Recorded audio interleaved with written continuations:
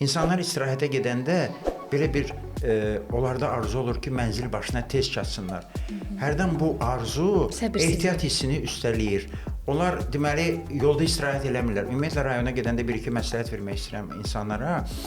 Səhər tezdən çıxın. Lap təzə işıqlanır hava.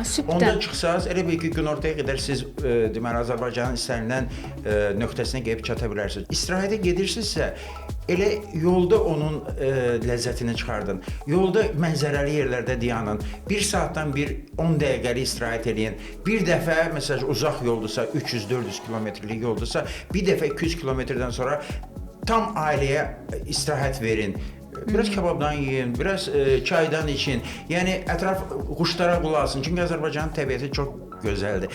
Yəni demək istəyirəm ki, ən birinci səbəblərdən biri insanların mənzil başına həddindən artıq tez çatmaq istəməsidir. Amma bəziləri əfsus ki, deməli statistikadan gördüyümüz kimi mənzil başına gedib çata bilmirlər.